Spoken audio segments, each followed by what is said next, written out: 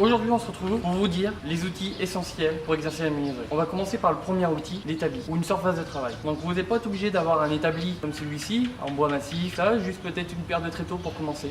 Donc un établi, à quoi ça sert? Un établi ça sert à poser ses outils, à travailler dessus. Donc on a des presses, on a même des fois des points d'ancrage pour l'atelier type Rumbo. Très bien soit disant passant, mais pas obligé de passer par là pour avoir déjà des points d'ancrage dans un établi.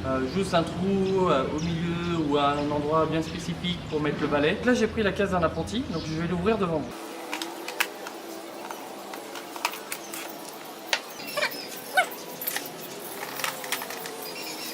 On va commencer par les outils de traçage. Donc une équerre. Alors pour vérifier qu'elle a d'équerre, c'est très simple. Si vous la placez sur un panneau, sur un champ de panneau droit, vous tracez un trait, vous retournez l'équerre sur le même champ de panneau où tu te mets au même endroit du trait et tu retraces le trait. Si tu vois qu'il y a un décalage quelque part, c'est que ton équerre n'est pas d'équerre et que malheureusement tu dois t'en séparer et en trouver une d'équerre. À régler, très important pour pouvoir tracer, pour mettre quelques cotations. Un pied à coulisse pour savoir l'épaisseur de tes pièces, les épaisseurs de tes assemblages aussi. Un crayon, une gomme, un crayon pour tracer et une gomme au cas où si on se trompe. Moi je suis adepte du papier de verre, mais la gomme aussi fonctionne très bien. Un compas, donc tu vois que c'est pas un compas très élaboré, c'est pas un compas à grande ouverture, mais c'est un compas qui te aide déjà à faire pas mal de choses. Après ça, une fausse équerre qui te permet d'avoir les angles aigus ou obtus. Un autre réglé plus rigide. Moi je te conseille celui-là, bien rigide, écriture lisible. Voilà. En plus on l'a bien en poche, donc moi je te le conseille. Un trusquin.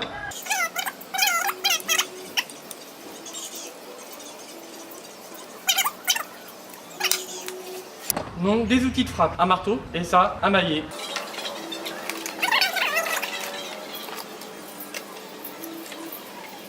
En ciseaux à bois, tu n'as pas besoin d'en avoir 40. Que tu en aies 4 ou 5, c'est déjà très bien. Tu as déjà la base des ciseaux. Moi, celui-là que j'ai utilisé longtemps pendant mon apprentissage, c'est le ciseau de 30 parce que ça permet de reprendre des arrasements. Ça permet aussi d'avoir une belle surface et une belle reprise des assemblages. Là, il y a le ciseau de 15. Bon, il manque à l'intermédiaire. Moi, j'aime bien avoir le 25 entre les deux. Le 10 qui permet pour les tonneaux mortaises. Et là, il y a deux ciseaux de... un ciseau de 8 et un ciseau de 4. Donc le ciseau de 4, très clairement, c'est juste pour faire des petites reprises dans les angles. Même moi, j'en ai même pas. Donc, pour vous dire que j'arrive à faire ça. Donc j'ai vu que j'avais oublié un outil essentiel dans le traçage. À mettre. Maintenant, passons aux choses sérieuses. Voilà un petit rabot de chez Darek, très bien, avec vis réglables, paire réglable aussi. Maintenant, il y a un tournevis avec embout interchangeable, ou si vous voulez préférer juste avoir plusieurs tournevis. Moi, j'estime que ça, c'est très bien. Ça prend moins de place dans la caisse à outils. Après ça, avec une petite boîte à embout, c'est nickel. Voilà, ça vous permet de faire pas mal de choses, hein, visser, dévisser. Là, il y a un petit compas de report de points qui peut aussi utiliser pour le traçage. Moi, j'en ai pas. Je ne trouve pas vraiment l'utilité quotidienne à ça. J'ai d'autres manières pour faire. Une tenaille, puis vous rentrez les clous avec ce marteau là pour pouvoir les enlever parce que des fois on fait des erreurs de rentrage de clous ou des fois il y a on va dire l'alliage qui n'est pas très bon. Ici nous avons une scie, ici démontée parce que ça prend moins de place dans la caisse.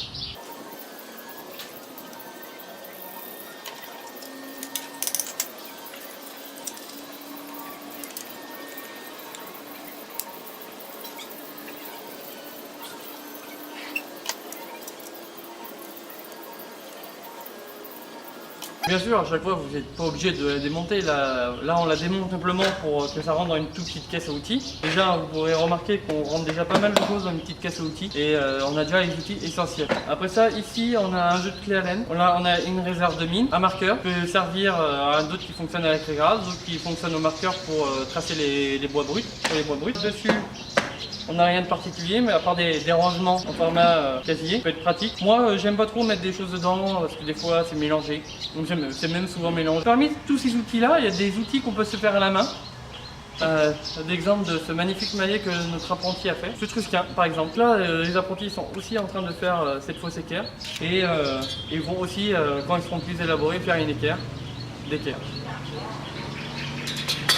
Donc voilà, en espérant que cette vidéo t'a plu. Et si elle t'a plu, n'hésite pas de le mettre en commentaire, de mettre un petit pouce vers le haut pour si t'as aimé, ou un petit pouce vers le bas si t'as pas aimé. Et dans le cas où t'as pas aimé, je voudrais aussi un commentaire pour savoir, pour m'améliorer. Donc je vous oblige à rien et je vous dis à la prochaine dans une prochaine vidéo. Salut!